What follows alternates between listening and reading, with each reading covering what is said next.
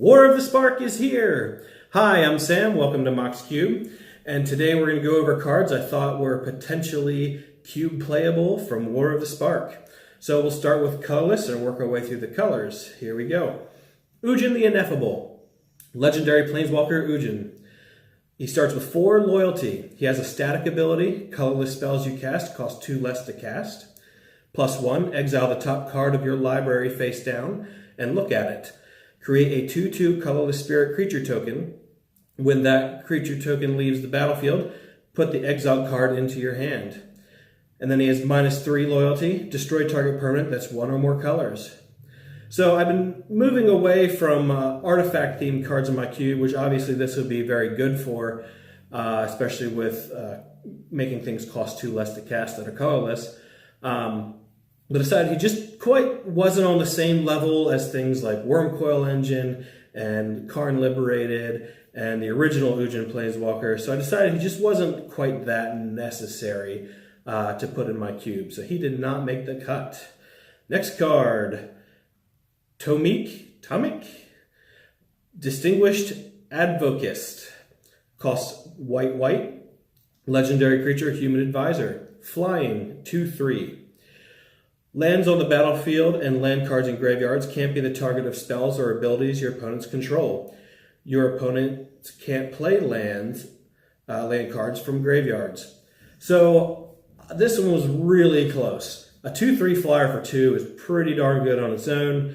I already have that in my cube with the card Core Skyfisher, which Core Skyfisher I was thinking about taking out to put this in. But some friends were like, nah, you can kind of do some things with Core Skyfisher's bounce ability, and plus Core Skyfisher is easier to cast. So in the end, I decided that Tomek was not going to make it into my cube. God Eternal Oh Katara, 3 white. Legendary creature, Zombie God.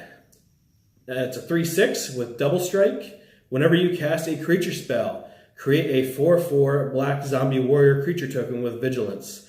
When God Eternal Oh Katara dies or is put into exile from the battlefield, you may put it into its owner's library, 3rd from the top. So I was debating on this one for a while. There's a lot of good white 5-drops. I decided in the end that it is going to go into my cube. I'm taking out Bishop of Rebirth out of my cube.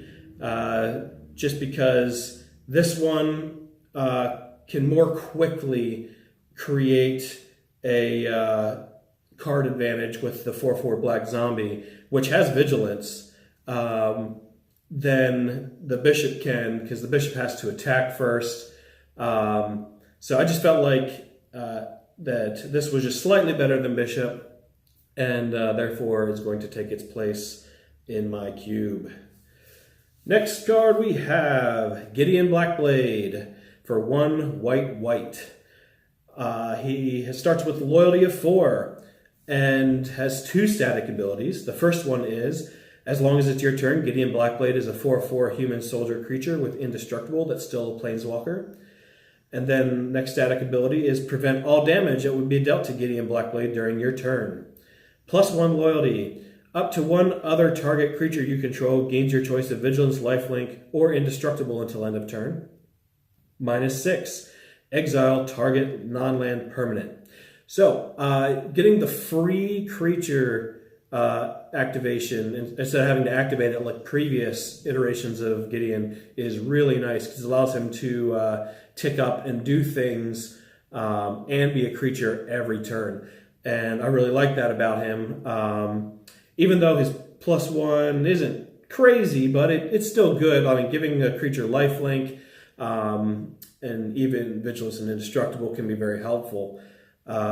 His -6, just getting rid of something eventually is nice. But it's not necessarily the main point of this card, because I think just him being a beater and granting an ability to another creature is really the big things you're looking at here. And adding this into my cube, which I will be doing, makes the whole Gideon tribal theme pretty playable. And So if you get that other Gideon card that gives you the emblem where you can't lose, that's going to be fun if you have a whole bunch of Gideons out. So he's taking place of Ajani Adversary Tyrants. I just decided that card just wasn't quite cutting it. It just the resurrecting something 2 or less. There just most times weren't enough targets to make it worth your while, which was the main reason I put it in. So Gideon Blackblade will be taking Ajani's place this time. Next card, Gideon's Triumph, 1 in white, instant.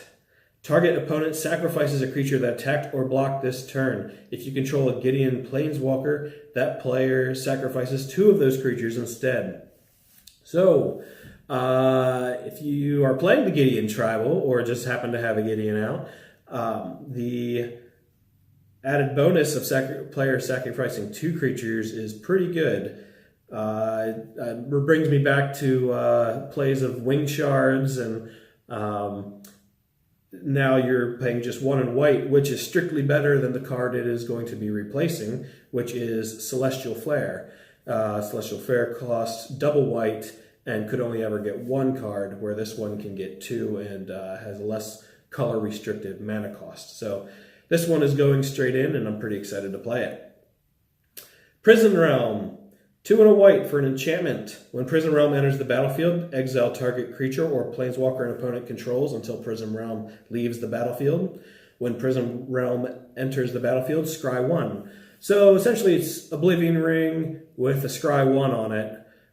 You can only hit creatures and planeswalkers, which is the drawback. I wasn't sure that the scry 1 was really pushing it past the power level of Oblivion Ring, so I decided that this one will not make it into my cube. Ogre Bolus, not a new card, I know, but it costs 1 in blue for a creature Merfolk Wizard that's a 1/3. When Ogre Bolus enters the battlefield, look at the top 3 cards of your library. You may reveal an instant or sorcery card from among them and put it into your hand. Put the rest on the bottom of your library in any order. I probably should have had it in my cube before. I always felt like the ability was probably going to whiff most of the time, but I don't know. There's some decks that you can make in my cube that are pretty spell-based. I decided to give it a try, so I'm taking Perilous Voyage out of my cube to try this card out. If nothing else, 1/3 for 2 is a nice early blocker. But the added bonus of potentially getting an extra card obviously is good. Speaking about getting extra cards, Fibblethip the Lost. He costs 1 in blue. So Fibblethip, he's a homunculus, in case you didn't know, a legendary homunculus. When he enters the battlefield, draw a card. If it entered the battlefield, or if it entered from your library or was cast from your library, draw 2 cards instead. When Fibblethip becomes the target of a spell, shuffle Fibblethip into its owner's library. So, I like this card a lot. I've always been a big Fibblethip fan, despite my lack of being able to pronounce it on camera. It's basically an Elvish Visionary with potential to be better. So I'm excited to put it in like a Birthing Pod deck where the play I'm most looking forward to doing, and yes, it is going in my cube, but the play I'm most looking forward to doing sometime is to I gotta save that for later. But yeah, Birthing Pod into it. I will explain later what I was going to get to. Birthing Pod, Proteus Staff are different ways to get it, and a Prime Speaker. What's the new Prime Speaker? Vanifar. Some new ways to get the extra 2 cards, or the extra 2 cards instead of 1. So I'm a big fan of Fibblethip. It's going in. I'm taking out Distortion Strike, which was kind of like a mediocre placeholder card in my cube anyways. So yeah, looking forward to that. Next we have God Eternal Calfnet. It's 2 blue, legendary creature, zombie god, flying 4/5. You may reveal the first card you draw each turn as you draw it. Whenever you reveal an instant or sorcery card this way, copy that card and you may cast the copy. That copy costs 2 less to cast. When God Eternal Calfnet dies or is put into exile from the battlefield, you may put it into its owner's library third from the top.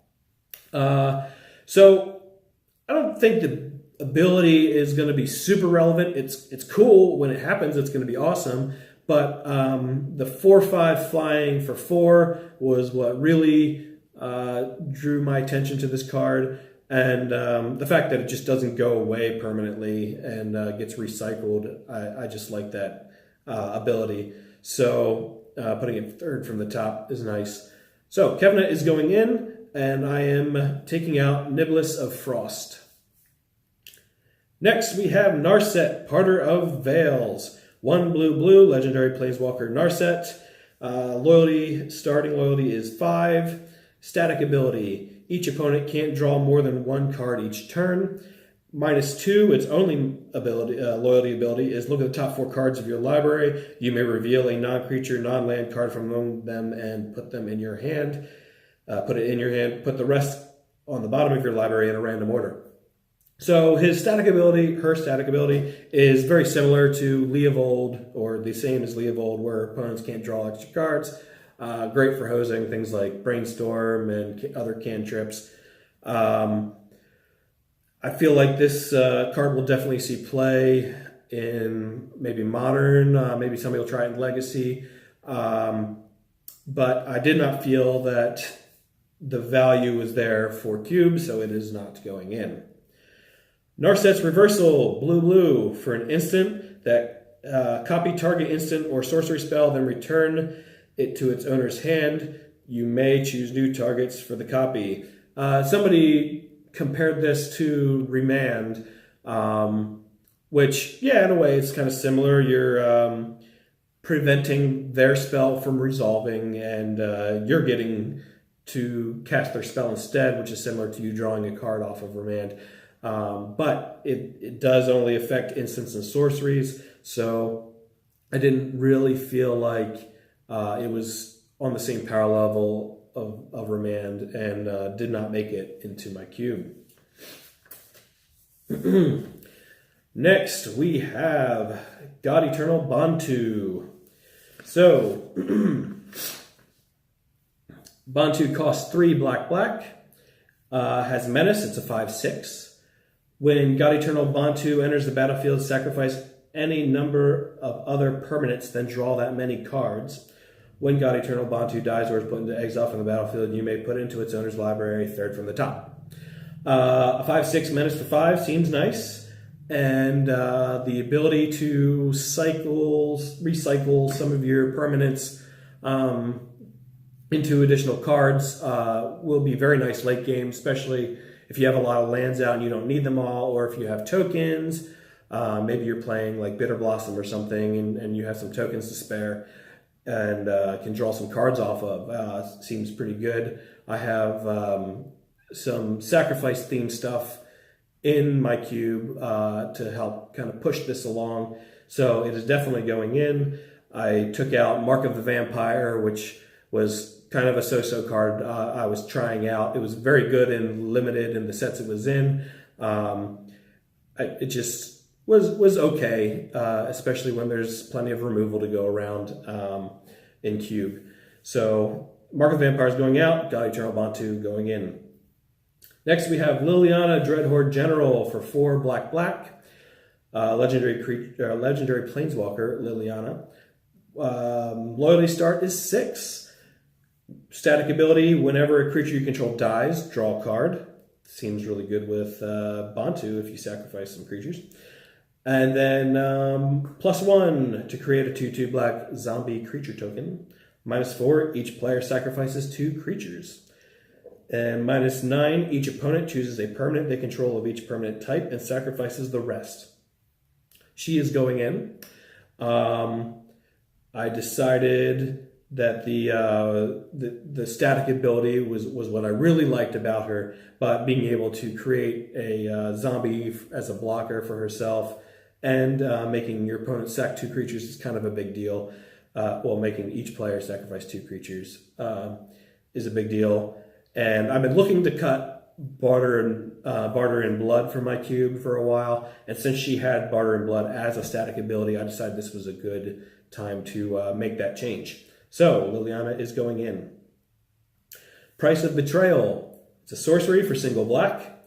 Remove up to 5 counters from target artifact, creature, planeswalker, or opponent. I thought it was funny how they didn't say player, they only said opponent, because apparently they still don't want you to remove poison counters off yourself. However, removing the energy counters from your opponent seems to be all right. Or removing poison counters, I guess, if you want to be nice. So while, yes, this can straight up kill many planeswalkers, I did not feel like it was quite good enough to go in the cube. I feel like anything that is strictly planeswalker removal isn't really worth it, and I didn't feel like there was enough things, creature and artifact wise, in my cube to make removing counters worthwhile. So it is not going in. Spark Harvest, sorcery for single black. As an additional cost to cast this spell, sacrifice a creature or pay 3 and a black. Destroy target creature or planeswalker. I like this card a lot.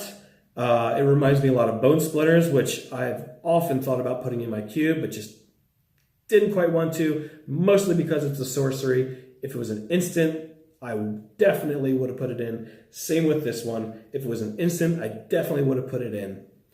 But as a sorcery, I just don't quite like it as much. And the fact that Murderous Cut exists to kill creatures for a single black, that seems better. And I know this hits planeswalkers, but and you can pay full 5, but at sorcery speed, I just didn't like it as much. So it did not make the cut. Excuse me. Dread Horde Invasion.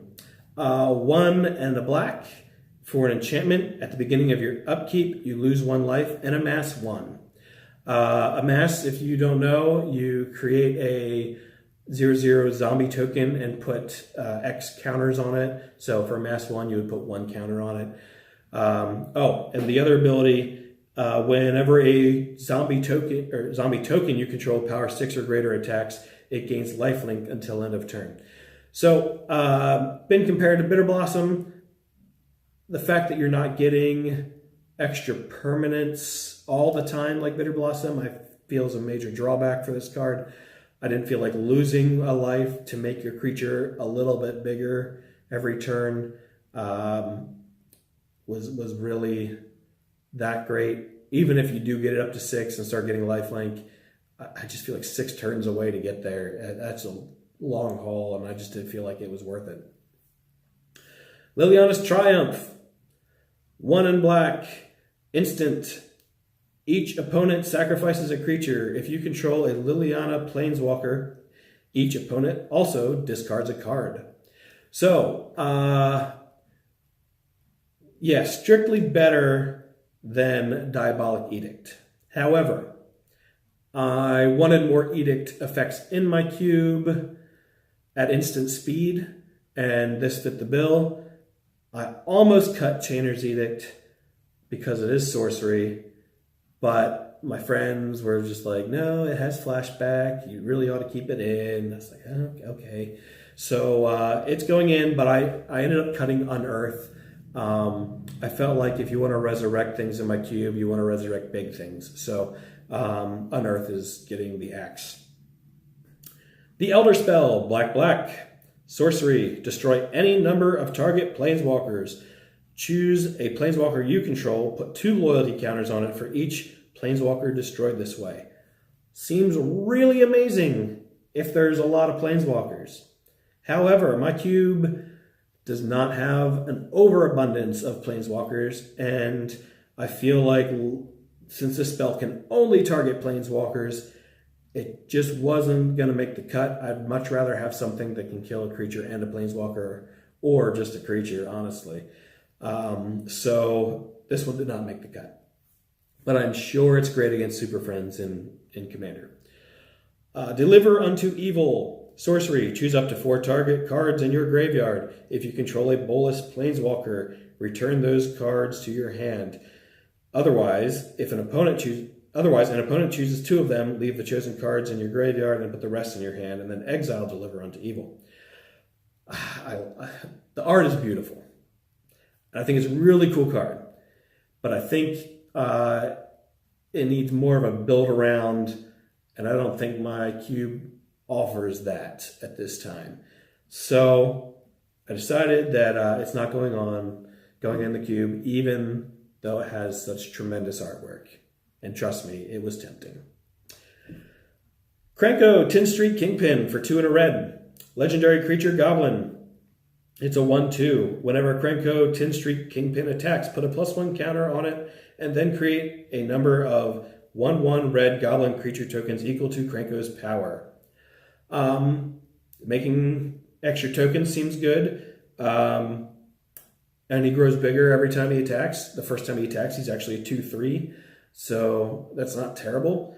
So I decided we're going to put him in. And I'm taking out Dark Dweller Oracle. I just didn't feel like that was getting the play it deserved. Pardon me.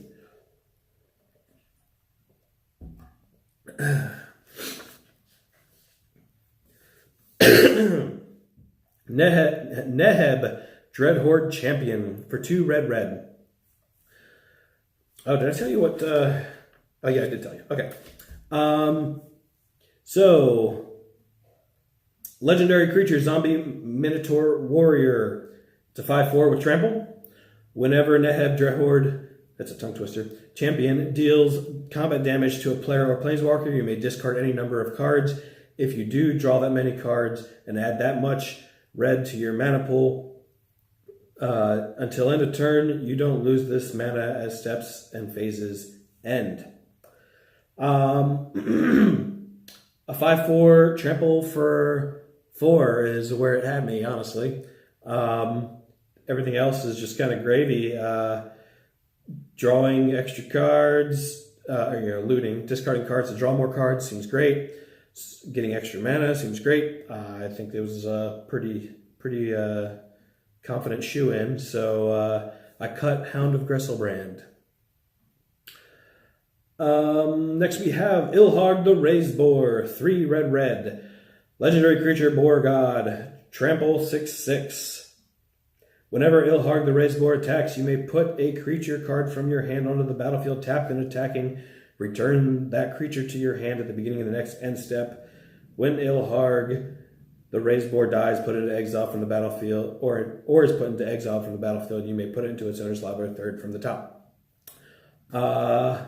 Yeah, so a sneak attack on a creature that returns the creature and you get to use it again. I like that. That seems good.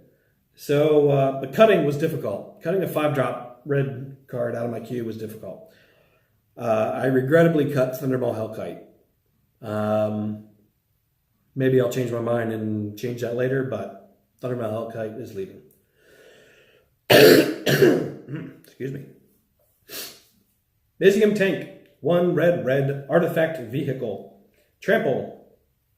Whenever you cast a non-creature spell, Mizium Tank becomes an artifact creature and gets +1/+1 until end of turn. Crew 1. When it's a creature, it's a 3/2. So, I really like this card. I like the prowess-like ability. However, I feel like the 3/2 just wasn't quite enough. I mean, it was close. It was really close.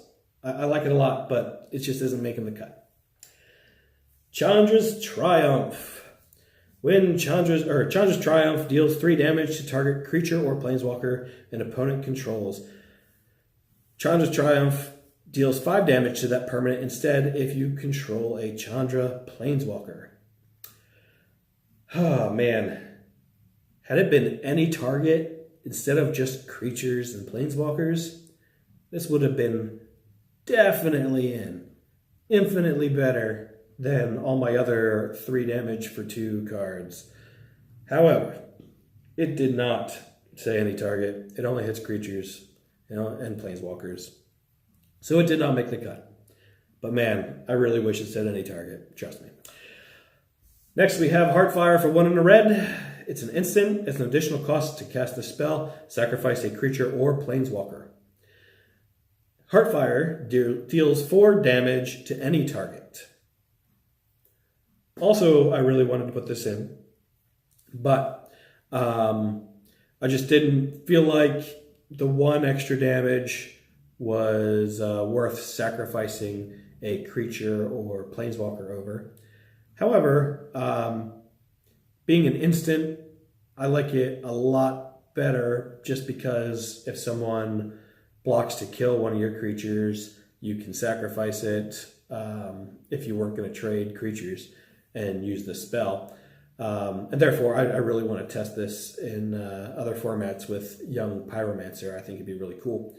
However, it is not making the cut into my cube. All right, on to green. We're getting there. God Eternal Ronis, 3, green. Legendary creature, zombie god, 5/5 with death touch. When God Eternal Ronis enters the battlefield, double the power of each other creature you control until end of turn. Those creatures gain vigilance until end of turn. When God Eternal Ronis dies or is put into exile from the battlefield, you may put it into its owner's library, 3rd from the top. This was the one god I almost didn't put in. Almost. But I decided it is going to go in. It's taking the place of Colonian Hydra. And I just... I like the effect of where you just make everything bigger in 1 turn and can attack. I know it doesn't give them trample, but it gives them vigilance, which is a lot nicer if it's not going to be a game-winning swing. You won't take a lot of damage on a crackback like you would with other giant spells like that don't win you a game. So, yeah, it's going in, and Colonian Hydra is coming out. Viviane, Champion of the Wilds, for 2 and a green. Legendary Planeswalker Viviane. Loyalty of 4. Static ability, you may cast creature spells as though they had flash. +1 until your next turn. Up to 1 target creature gains vigilance and reach. -2, look at the top 3 cards of your library. Exile 1 face down and put the rest on the bottom of your library in any order. For as long as it remains exiled, you may look at the card and cast that card if it's a creature. I like the art a lot on this card, but as we learned before, art is not a reason to put a card in a cube. I just didn't feel like it was quite good enough. The +1 just really didn't feel that great. Vigilance and reach to 1 creature.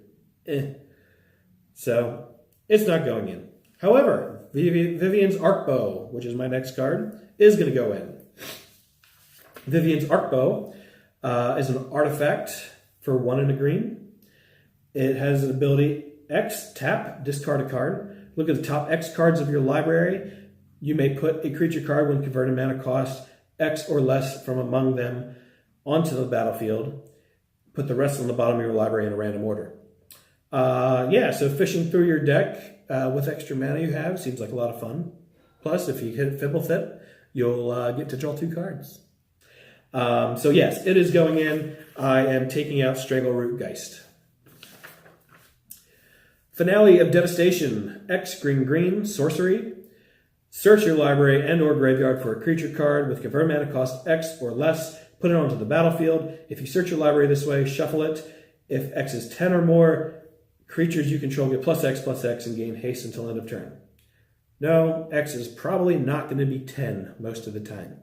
However, I did feel that the extra green, Green Sun Zenith and stuff only costs like single green and X. I feel like the extra green and being able to, 1, take things out of your graveyard or your library, and 2, being able to get a creature of any color, not just a green creature, made it worth the extra green. So it is going in my cube. I know the card that I'm taking out is going to be a little surprising, but Collected Company is coming out. And that is because the idea of Collected Company in cube is awesome, but then you end up trying to build around it, and you end up making sacrifices for this card that sometimes is a whiff or only hits one creature, and it doesn't feel great. So I decided Collected Companies to coming out. Return to Nature, 1 in green. Instant, choose 1. Destroy target artifact, destroy target enchantment, exile target card from a graveyard. Strictly better than Naturalize, so it is replacing Naturalize. On to the next card. Teferi, Time Raveler, 1 blue and white. Legendary Planeswalker Teferi has a starting ability of 4. Static ability, each opponent can cast spells only a time they can cast a sorcery. +1, until your next turn, you may cast sorcery spells as though they had flash. -3, return up to 1 target artifact, creature, or enchantment to its owner's hand. Draw a card. I think he's really good. I think a controlled deck that is well built will love him, but I think it's more meant for constructed and less for limited, so he will not be going in my cube. Time Wipe, 2 white, white, blue. Sorcery. Return a creature you control to its owner's hand, then destroy all creatures. I really like this card. But Supreme Verdict already exists and costs 1 less. And I just felt like you want Supreme Verdict over this card. So this one is not going in. What do we got next? Next we have Rees Ambush. Costs red and green. Sorcery. Put a +1/+1 counter on target creature you control. Then that creature deals damage equal to its power to target creature or planeswalker you don't control. I like that it's one-sided. I like that it hits planeswalkers. It really needed to be an instant. And I feel like I'm saying this over and over about sorceries that need to be instants, because I am. But if this had been an instant, I would have put it in. But I decided it just wasn't quite good enough to go in. So, moving on. Tulsa Mayor, friend to wolves, 2 green, green, white. Legendary creature, Elf Scout. When Tulsa Mayor, friend to wolves, enters the battlefield, create Voja, friend to elves, a legendary 3/3 green and white wolf creature token. Whenever a wolf enters the battlefield under your control, you gain 3 life, and that creature fights up to 1 target creature you don't control. It's a 3/3. This card has a lot going on. I really liked it, but when I went to look at green-white and see what I could cut, I did not like it as much as I liked the cards that were already in my queue. Johnny the Great-Hearted, 2 green-white. Legendary Planeswalker Ajani, Lodi 5. Static ability, creatures you control have vigilance. +1, you gain 3 life. -2, put a +1/+1 counter on each creature you control and a loyalty counter on each planeswalker you control. Once again, green-white was really tight in my cube. I really wanted to put this in. I played against it at FNM last week, and he was bonkers. He was so difficult because I couldn't kill it. When he sits on the table too long, it's just bad. But green-white has so many good cards, and I just couldn't justify cutting any of them for this one, so it did not go in. Despark, white-black, instant. Exile target permanent with converted mana cost 4 or greater. This one is going in. I took out Utter End because I felt like if you're paying 4 mana for Utter End, you're already getting towards the end game, and there's big things on the table you want to get rid of, so why not pay less to get rid of these big things? So, for 2 mana instead, we're going to run Despark. Healy, Sublime Artificer. Oh, I skipped ahead, sorry. Oath of Kaya. Oath of Kaya is an enchantment for 1 white and black. When Oath of Kaya enters the battlefield, it deals 3 damage to any target and you gain 3 life. When an opponent attacks a planeswalker you control with 1 or more creatures, Oath of Kaya deals 2 damage to that player and you gain 2 life. I really liked the idea of this coming in as a lightning helix. And the fact that it can hit any target is great. So you can hit a planeswalker if you want. So that's fantastic. It is going in my cube. There was a card that was pretty weak in my cube that was mostly a placeholder, because when we started entering into Ravnica again, I expanded the multicolor section by one card, expecting to see things I wanted to put in. And white-black just didn't have anything for me yet that I was like, yeah, I really want that in my cube. So I had a placeholder in there of Revival Revenge. And this is going to be taking that card's place. I'm excited to try it and have her defend my Planeswalkers. All right, now Healy, Sublime Artificer, or Artificer. 1 hybrid blue-red. Legendary Planeswalker Healy, and she has a starting loyalty of 5. Static ability, whenever you cast a non-creature spell, create a 1/1 colorless servo artifact creature token. -2, target artifact you control becomes a copy of another target artifact or creature you control until end of turn, except it's an artifact in addition to its other types. So I guess it's a very reminiscent of Young Pyromancer. I just wasn't sure that I wanted it in. It'll probably see play somewhere, but just decided it wasn't quite going to make the cut. So it's out. Ral, Storm Conduit, 2 blue-red. Legendary Planeswalker Ral, loyalty 4, static ability. Whenever you cast a or copy an instant or sorcery spell, Ral Storm Conduit deals 1 damage to target opponent or Planeswalker. +2, scry 1. -2, when you cast your next instant or sorcery spell this turn, copy that spell. You may choose new targets for the copy. This was an annoying card to play against in Limited. However, I decided it is also not going to make the cut. So we'll move on to the next card. Casualties of War. 2 black, green. Sorcery. Choose 1 or more. Destroy target artifact. Destroy target creature. Destroy target enchantment. Destroy target land. Destroy target Planeswalker. Wow. So you can just kill off, 1, 2, 3, 4, 5? 1, 2. Yeah, 5 permanents for 6 mana. The odds of that happening, pretty low. So I decided this is probably more of a commander card, not so much a cube card, so it is not going in. Feather the Redeemed, red, white. Legendary creature with flying. It's a 3/4. Whenever you cast an instant or sorcery spell that targets a creature you control, exile that card instead of putting it into your graveyard as it resolves. If you do, return it to your hand at the beginning of the next end step. Really cool ability, but there are just so few cards that target your own creature in my cube. I just don't see it being worth it. So it is not going in. Neoform, green, blue. Sorcery, as an additional cost to cast a spell, sacrifice a creature. When you cast or search your library for a creature card with converted mana cost equal to 1 plus the sacrifice creature's converted mana cost, then put that card onto the battlefield with an additional +1/+1 counter on it, then shuffle your library. So,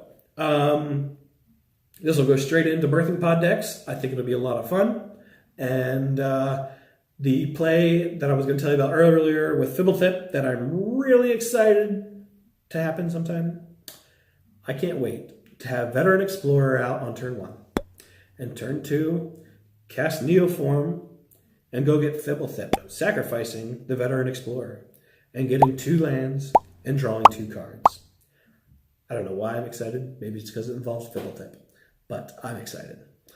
So it's going in, and this was a hard place to cut. I really love all the blue-green cards in my cube. It's probably my favorite guild, but I'm cutting Master Biomancer. It was tough.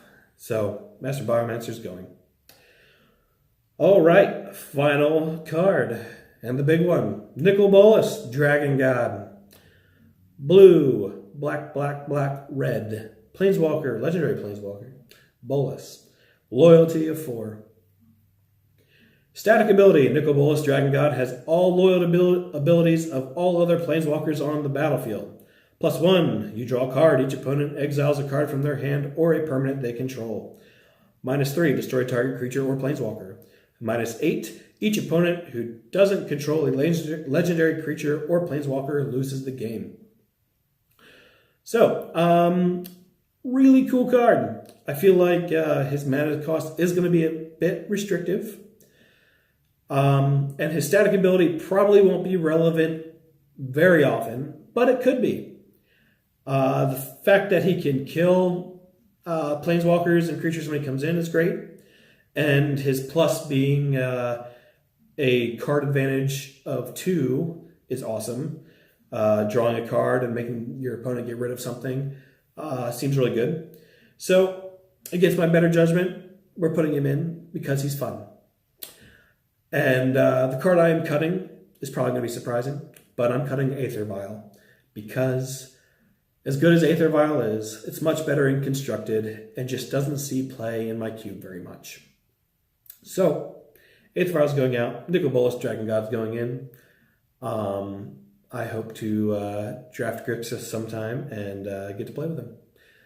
So, that wraps up everything I have. If you feel I missed a card, feel free to leave a comment. I'm interested to know what you think. And yeah, I will see you for Modern Horizons.